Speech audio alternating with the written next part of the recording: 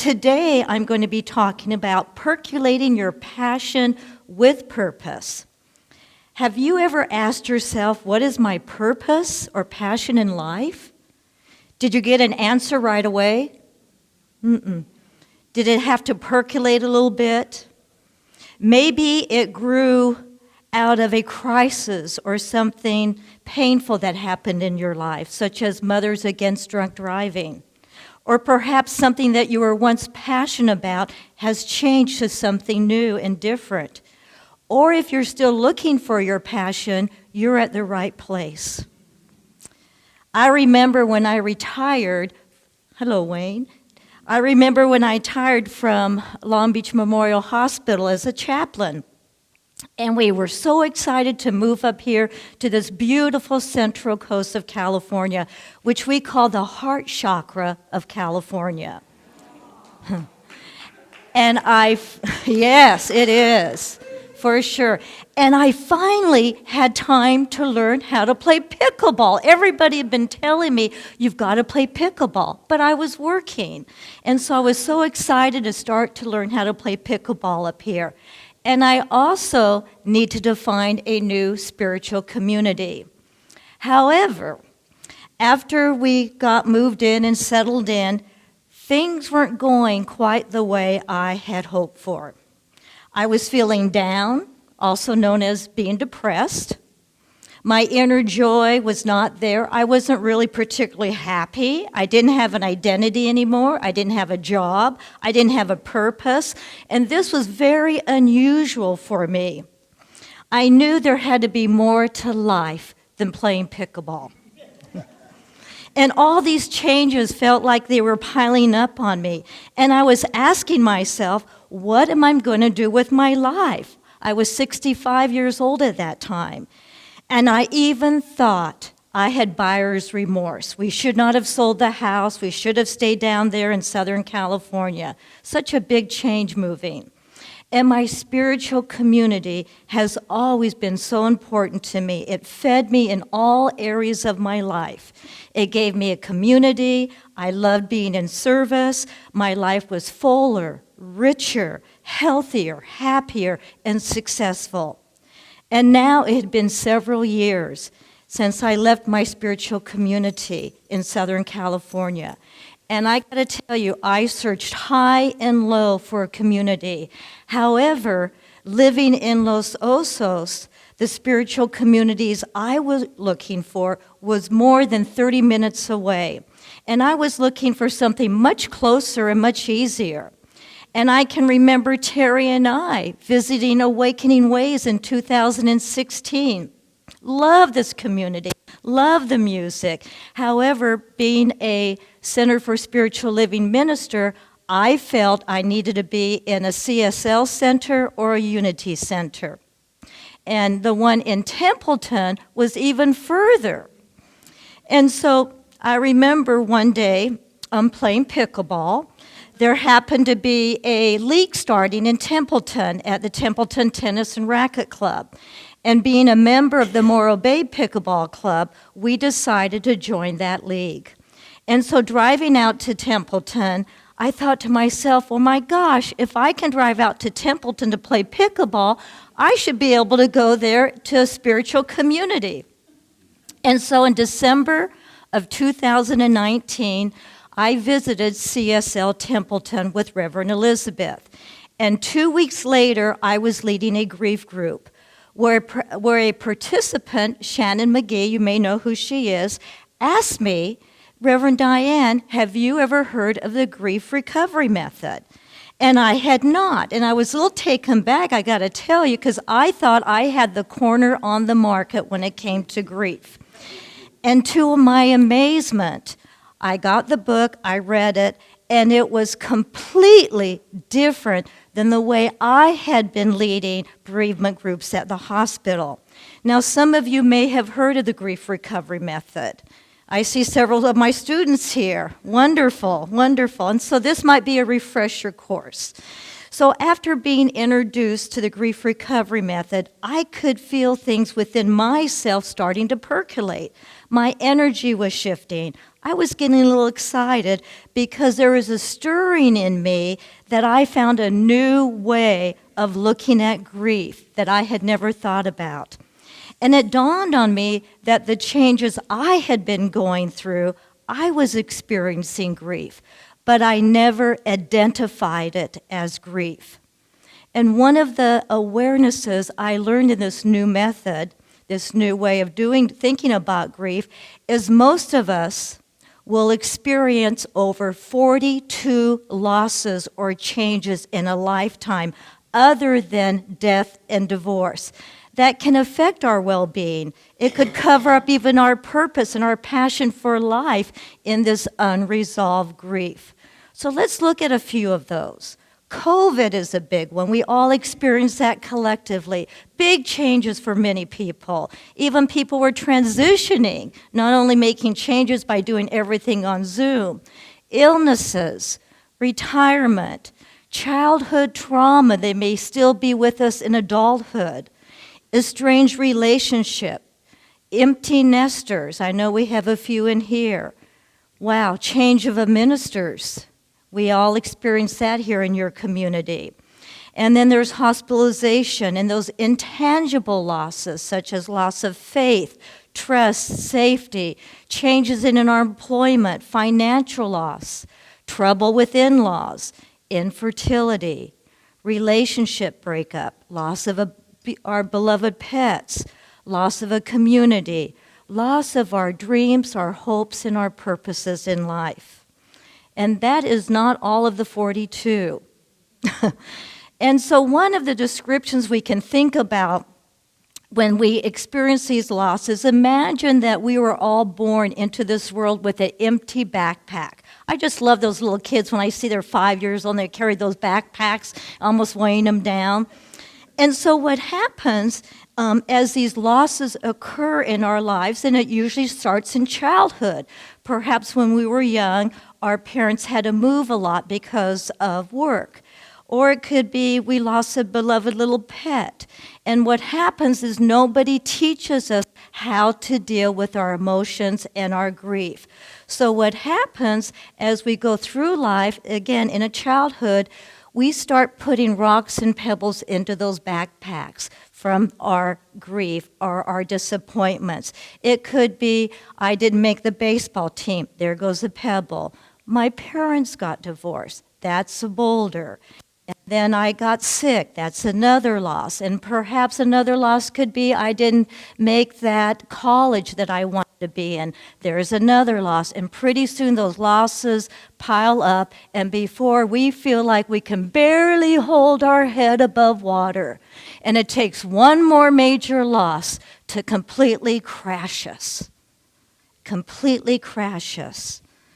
And I know for myself, I've had that experience too. And this creates unresolved grief. This is where we're feeling our feelings, and the process isn't working for us. And this is my new passion, is to teach others these tools to get rid of those heavy backpacks, to lighten our load so our hearts can be free and passionate and living the fullest life we can, like we just said in our affirmation this morning. Now, the grief recovery method defines grief as a normal and natural reaction to loss of any kind. And grief is also the conflicting feelings that come at the end or a change in a familiar pattern of behavior. And we've all experienced this. Even when you get married, you're single and now you're married. And so even though you were excited about getting married, but we have given up some of our freedoms. When we have a baby, oh, we're excited. This new baby's coming into our lives. And we all know that drastically changes the energy and dynamics in a family. And then we have our empty nesters. My heart goes out to them. Here they worked so hard for over 18 years raising these beautiful children, and then they're gone. Wow, that is a change in their relationship. However, most of us try to deal or cope with these losses, our grief, our disappointments, life changes through our intellect. while the emotional energy stays in our body, stays buried down in there. And what keeps us in our intellect? It's safe. It's like a safe house. And our teaching in Science of Mind, which I love, is a very intellectual philosophy. And that's why many of us are attracted to it. It's rational, it makes sense, it is a science. And we teach immutable laws and principles that work for all alike. When Ernest Holmes, our founder of Science of Mind, talks about immortality, he talks from a very intellectual point of view, which I do agree with. However, people have asked me over the years, Reverend Diann, what do we do with our feelings, our emotions, our losses, and our disappointments? And in Science of Mind, we have wonderful tools to help us, right? We have affirmations, meditation, a spiritual mind treatment, which is our form of prayer. And they work beautifully because we're using spiritual principles. However, we must first acknowledge our feelings. What is going on in our bodies and in our hearts? Otherwise, we will be living and carrying around that unresolved grief, those heavy backpacks, and perhaps even doing a spiritual bypass. I discovered through the grief recovery method, our society, including myself, had been functioning over these 6 major myths around the subject of grief and changes. However, like all myths, there is a grain of truth to them. And so let's look at these 6 myths together and see if you can identify any one of these you have been using, or when you were growing up, what your family may have used to cover up our feelings. The first myth is to be strong. Be strong for others. Show them that you're fine. I know I did this when my twin sister died. I felt I had to be strong for my parents. The next myth, don't feel bad, is basically saying don't cry, don't show your emotions. It makes us uncomfortable. And I know when I grew up, the message that I heard, we're going to turn those tears into sunshine. Or even as a little girl, you came home from school, you were upset, and our loving mothers would say, here, honey, have a cookie, you'll feel better. Or have some ice cream, you'll feel better. The third one is replacing the loss, another myth. And I know many of us have grown up with pets, and usually when we're young, we've lost our beloved pets. Once again, our well-meaning parents will say, honey, don't cry. On Saturday, we'll go get you another one. However, we're still grieving that pet that we just lost, that fresh grief. I know for myself, many years ago, I was officiating at a wedding, and one of the young men had come up to me after the wedding, and he was sharing with me that he had just broken up with his girlfriend, and he was, pretty upset about it. And I said the most stupidest thing in the world. And I said, honey, that's okay. There's many other fish out in the sea. So don't do that. And the next myth that we may want to look at is grieve alone. And this message has been going around, and what happens, it makes our grief want to be private. Don't bring it out to the public. And this creates isolation. And there is a scientific article written that when we isolate, it is just as harmful as smoking a pack of cigarettes a day. Wow. Now, I personally believe that when we have had a tragedy, sometimes we have to take baby steps to get back into life. And the fifth grief is just give it time. This is one of my favorite. Time may fade those emotions, absolutely. But the truth is it does not heal. It just buries our grief and our emotions. And Dr. Joan Rosenberg tells us it may come out as anger, resentment, regret, being sarcastic, long-standing hurts, blame, being cynical, holding grudges, hostility, being negative, loneliness, self-hate, language, and behavior. because it's much safer for people to express anger than it is to feel their feelings, to have tears, or to feel hurt. And I know for me, being a chaplain, when I see these kind of emotions from people, it's a road sign for me not to take the bait, to have compassion, to go deeper, because there's something else deeper going on. And the last major myth is to keep busy. It distracts our feelings, doesn't it? When my twin sister died at the age of 24, I was a pro at keeping busy. Within 1 year, I had my real estate license. 2 years later, my broker's license. And a couple years later, I was opening our own real estate office. I did not want to feel. But those feelings were there. They were buried. And eventually, I knew I was going to have to deal with them. And guess what? I was starting to get an ulcer. So all of these underlining messages, these myths, are basically telling us not to feel our feelings, to hide them, to bury them, because people are either uncomfortable with them, or we may be uncomfortable with them too. When we bury our feelings, our bodies then become a storage plant for our emotions instead of a processing plant to process it. As we say in Science of Mind, we have to reveal it to heal it. And I like to think of it as emotional surgery. We want to get in, take care of it, and get the heck out. When we do not deal emotionally with these changes, these losses, these disappointments in life, they can add up and build up over time. Just like our backpacks, they can get heavier and heavier. Or like a boiling teapot with the cork stuck in it. There's no way to get that steam out.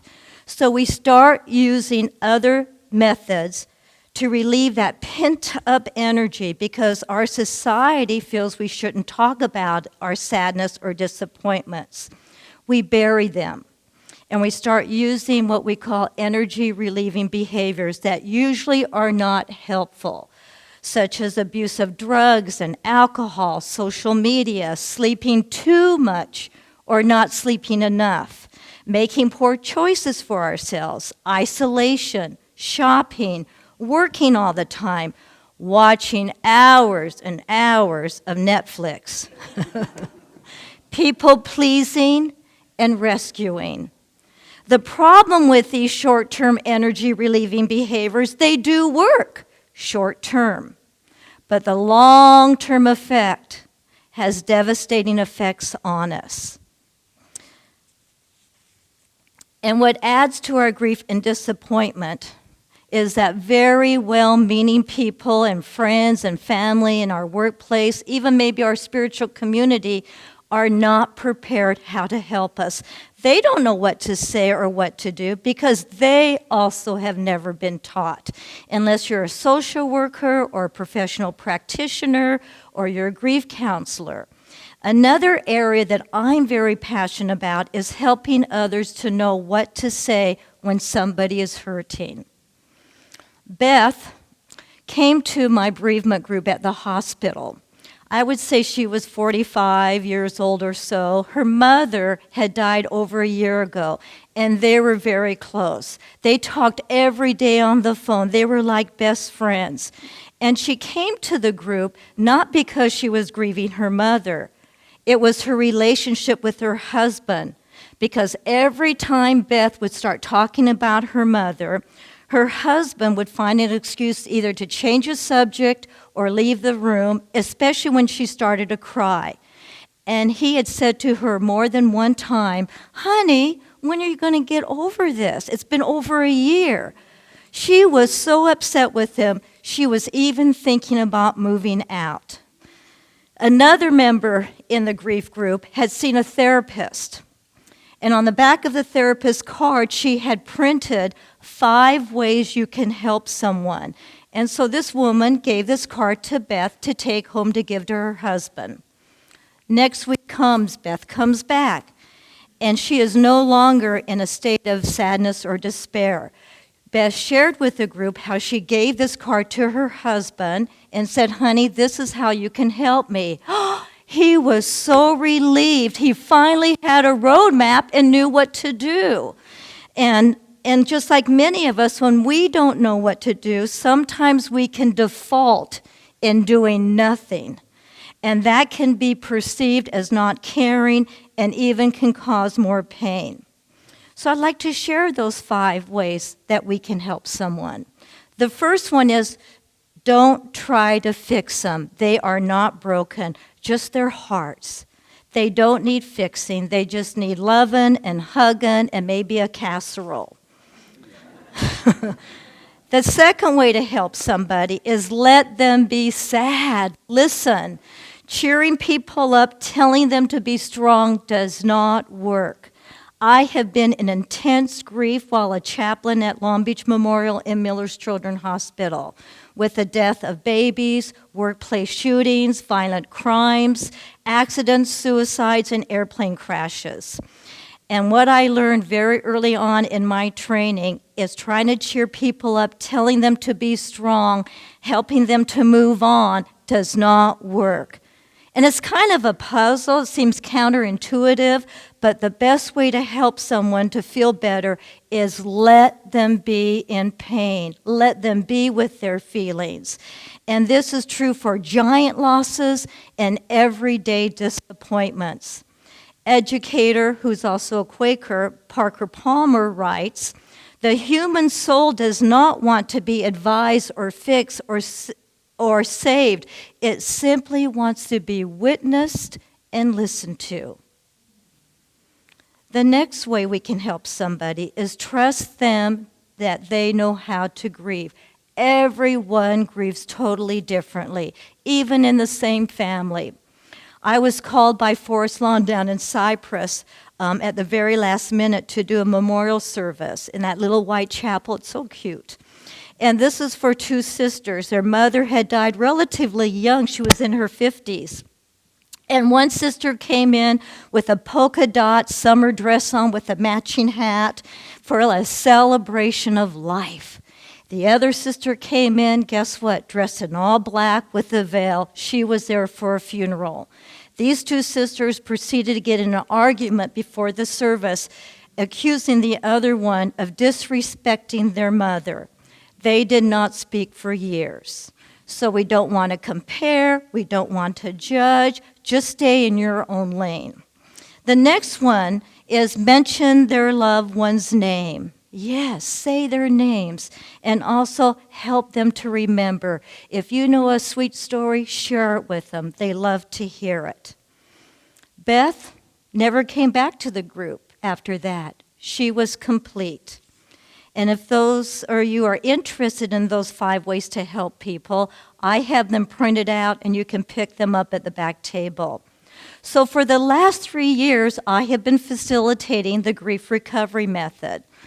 And I gave a lot of attention to this process. And I started to feel alive again. I could feel the energy in my body moving around. I invested in myself, I took the classes, and I got the training.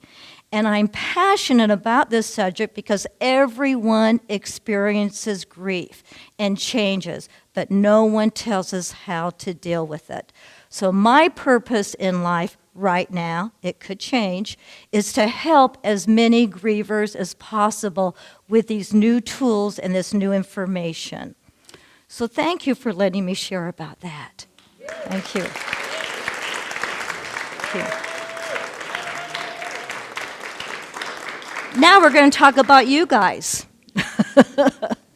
You know, we teach here that everything is energy, right? Quantum physics points that out to us. When we give our attention to anything in life, it can change the dynamics from the wave to particle, from energy to matter, from prayer to demonstration. So what is percolating in you these days? What makes you come alive? How do you extend your love? Are you writing that book that you've been buried in your heart for all these years that the world needs to read? Or maybe it is simple as being with your grandkids or cooking that meal for someone that you love.